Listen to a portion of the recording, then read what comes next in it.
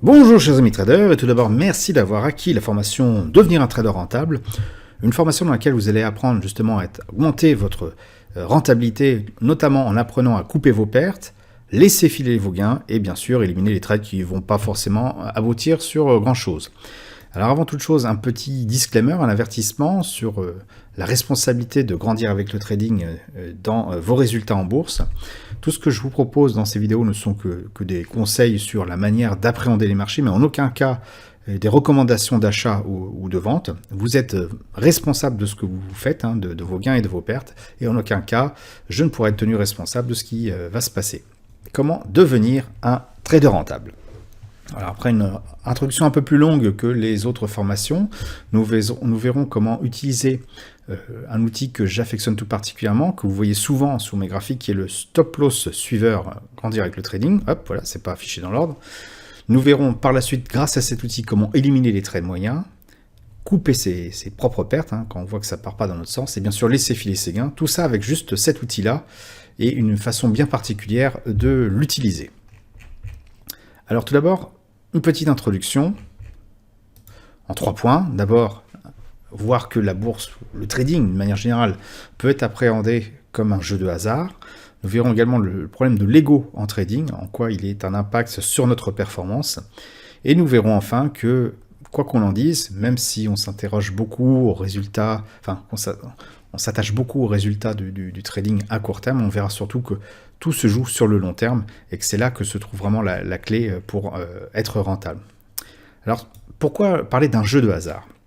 Ce qu'il faut voir, c'est que le trading est fortement lié au hasard. Dans tous les cas, le cours d'un prix ne peut faire que 3 choses. Monter, baisser ou stagner.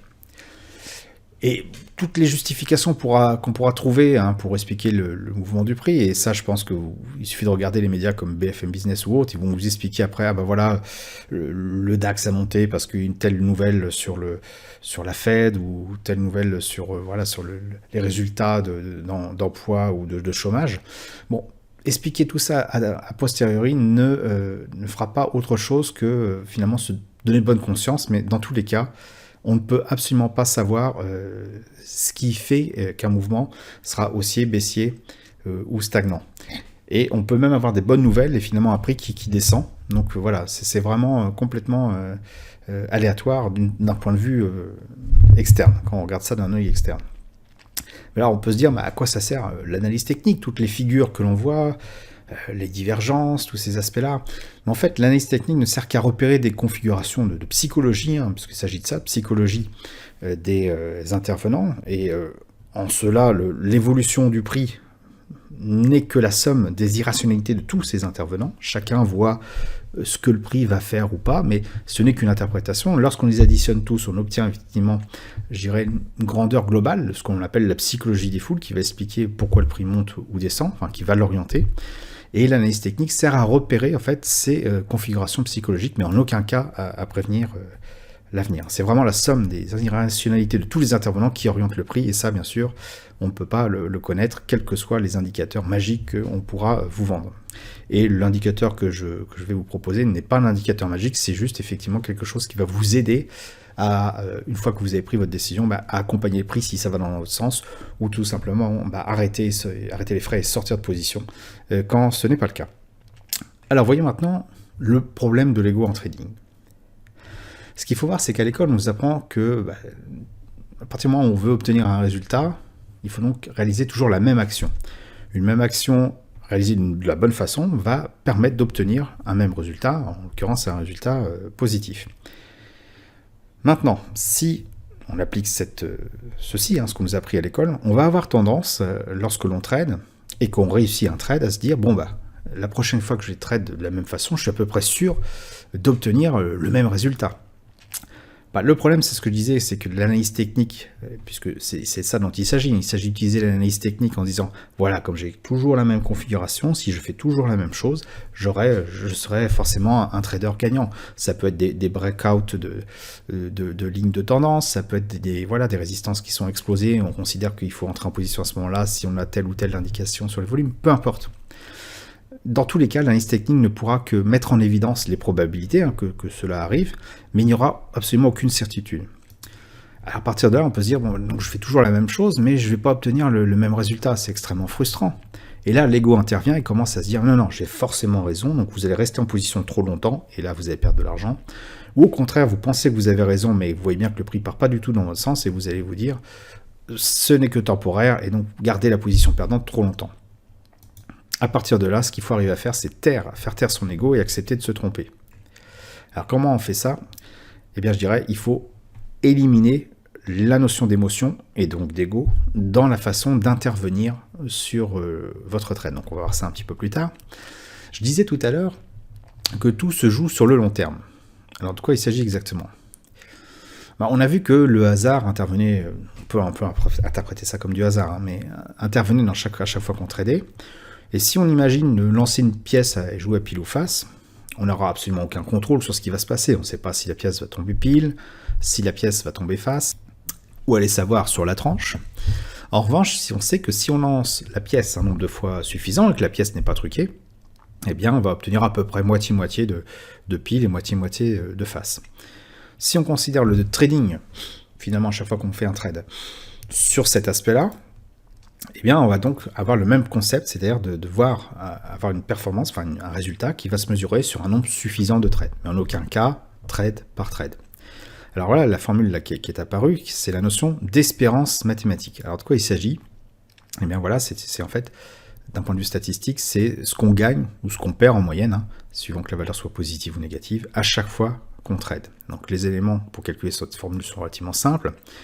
Voilà, NG, nombre de trades gagnants, NP, nombre de trades perdants, G, le gain moyen, donc la somme de tous les gains divisé par le nombre de trades gagnants, P, la perte moyenne, la somme de toutes les pertes divisée par le nombre de trades perdants. Et donc la formule de calcul de l'espérance se présente comme ça, c'est en gros voilà, la somme en moyenne que l'on a gagnée, moins la somme en moyenne que l'on a perdue, pondérée par le nombre de trades gagnants et perdants, divisé par le nombre total de trades. Quand il y a un seul trade, effectivement, la formule nous donne un résultat instantané, c'est voilà, si j'ai un trade gagnant, eh bien mon gain c'est le gain, jusque-là rien de transcendant.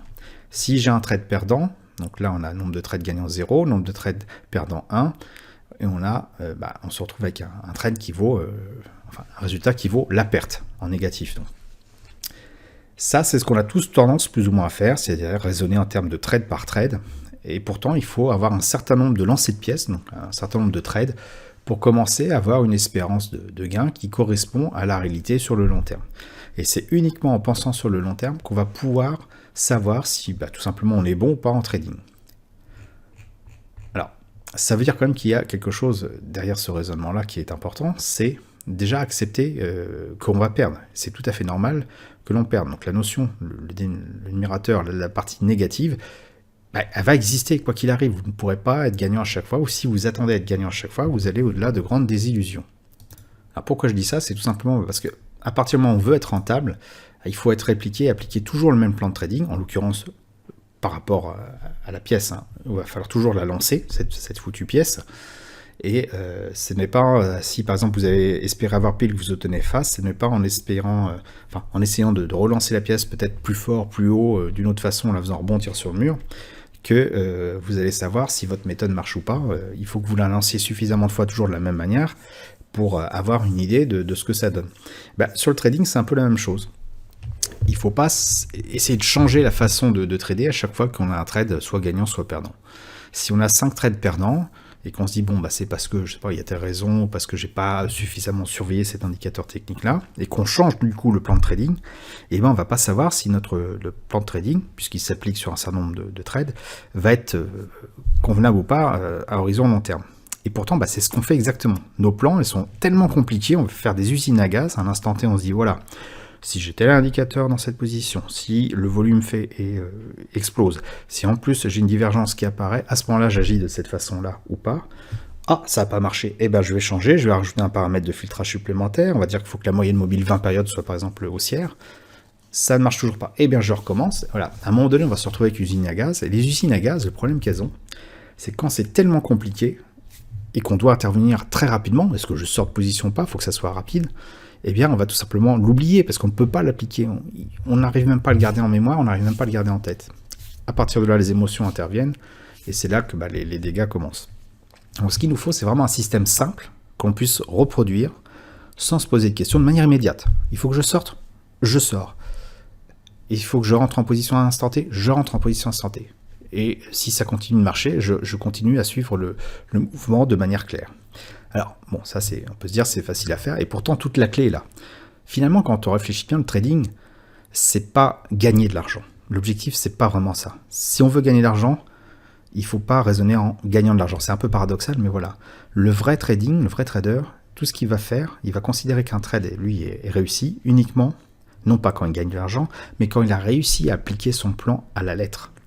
S'il a défini son plan, qui est relativement simple, s'il l'applique sans tergiverser, sans dire bah tiens le stop finalement je le remonte un peu plus tard, ou bah là j'en rajoute au pot, je moyenne à la baisse ou autre, sinon il applique son plan à la lettre, même s'il perd de l'argent, il considérera que son trade est réussi. Pourquoi ? Tout simplement parce qu'il se met dans l'optique de pouvoir avoir un nombre suffisamment de trades appliqués de la même manière pour voir si son espérance de gain est positive ou pas. Et paradoxalement, c'est uniquement en se concentrant sur la façon de jouer et non pas sur le résultat du jeu que l'on va obtenir un résultat.